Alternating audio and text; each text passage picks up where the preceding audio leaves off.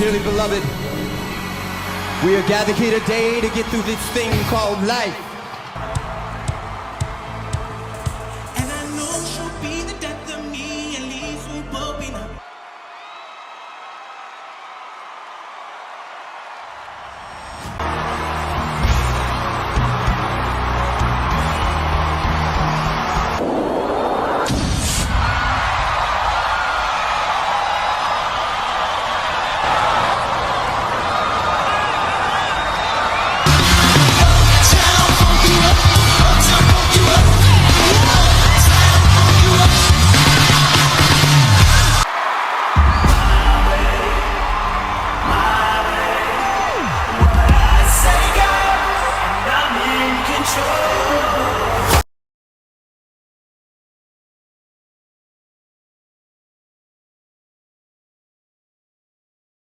Welcome to the first ever emergency episode of the RhythmIQ rankings.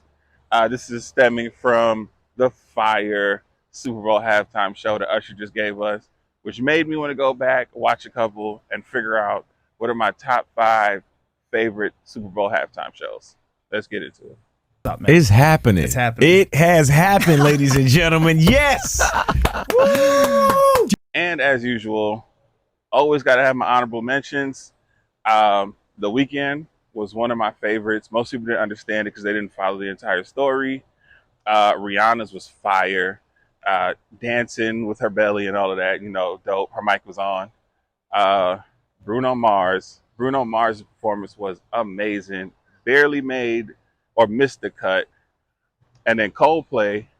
And the reason Coldplay was fire because they have dope music, but the Beyonce and Bruno collab really should have just been the Super Bowl. But let's get into the actual top 5.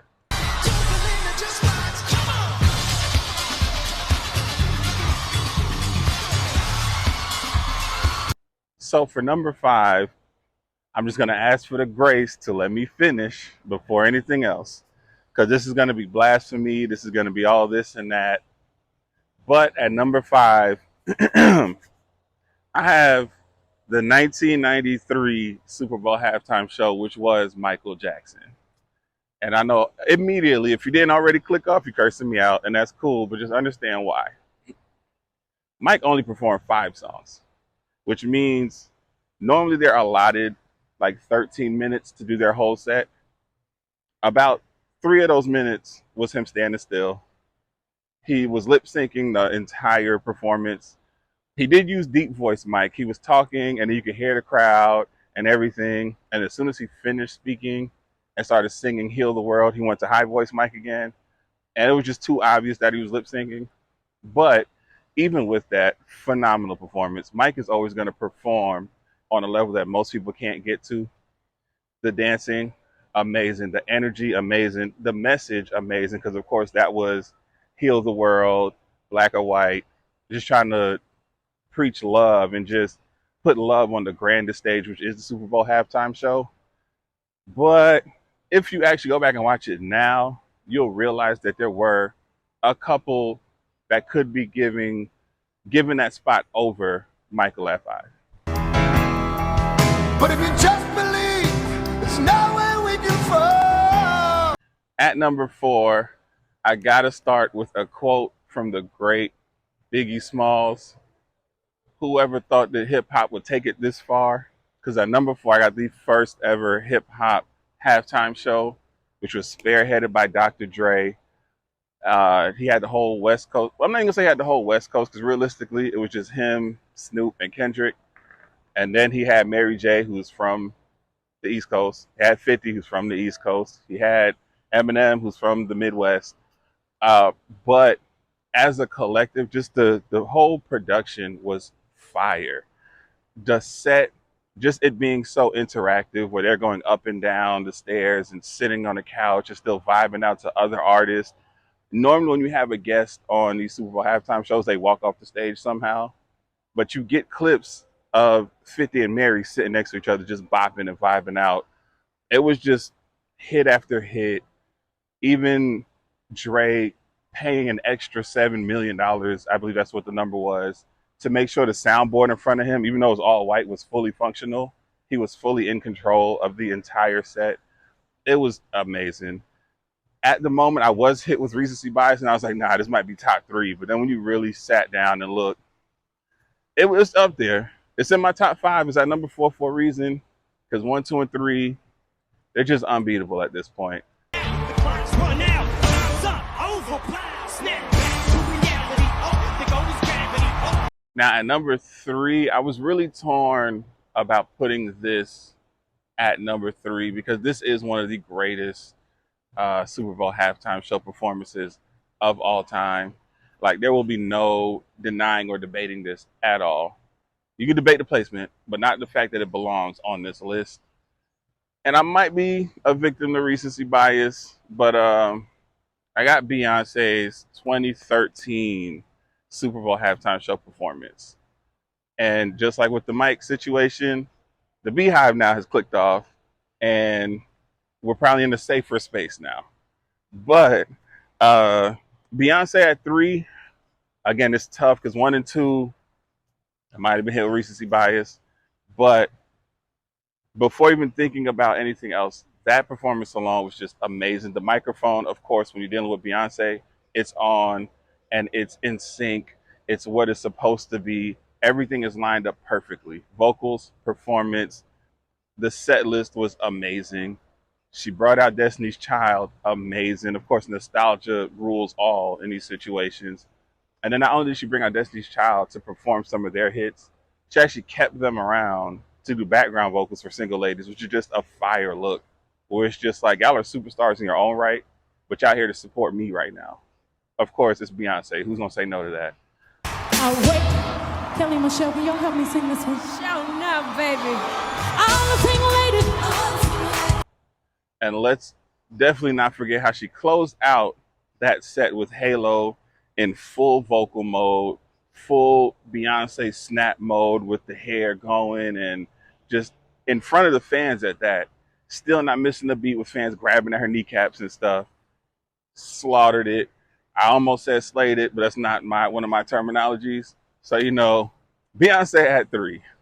Cause I slay, I slay, I slay, I slay, all day. At number 2, and this is where the recency bias kicked in, because I have Usher as my second favorite Super Bowl halftime show performance of all time.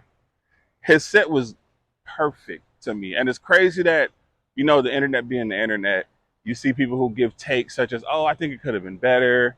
But then when you ask them, well, what could he have done better? There's no real answer to it. But Usher's set was perfect to me. And the crazy thing is it was perfect, and he still left off big hits. We didn't get You Make Me Wanna. We didn't get There Goes My Baby. I don't believe we got You Remind Me. Like, those are like napalms, nuclear weapons in a verses that got left off of a set that was still perfect. Perfect. And then, of course, you keep in mind, the set list is already perfect. Now, as I said before, the microphone is on. Usher was singing.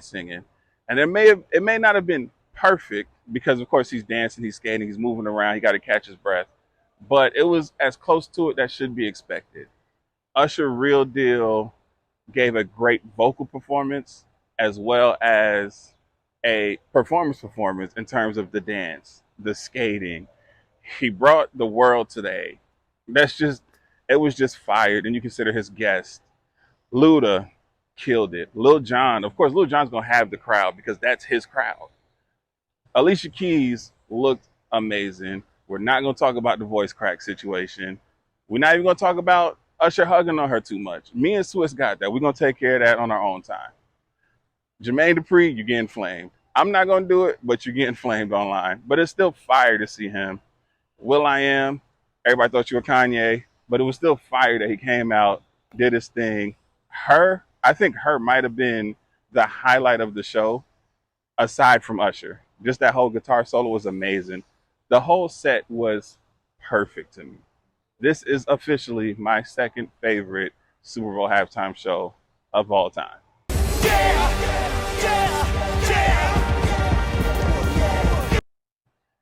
And then at this point, we're at number one.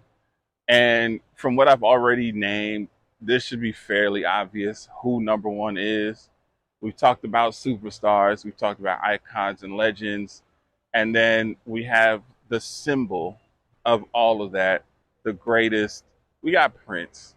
Prince's halftime show was first surprising because, one, people forget that it was as recent as it was, which was 2007, but that was 3 years removed from the Janet and Justin situation. And if they was worried about some nipples, Prince could have came with the assless chaps or something, then he would have had a whole different situation going. But glad they went through with it, let Prince do his thing. They probably had it in the contract that he couldn't do that, but that's beside the point. Everything was just on point. The whole performative aspect of things. Prince is a hell of a performer. That one thing everyone knew, Prince could put on a show. The microphone was on. Prince could sing in whatever tone or range you wanted him to be in. He was going to make it a show. Prince's guitar solo was amazing. FAMU's band being there, amazing. And then to top it all off, of course, when he sings Purple Rain, the rain is falling. Now, to be accurate, it was raining the entire set. So I'm not going to act like the rain started as soon as Purple Rain came on. But we're going to say the rain was there for Purple Rain because that was only divine intervention where even God was like, I'm a Prince fan, bro. This is what we doing right now.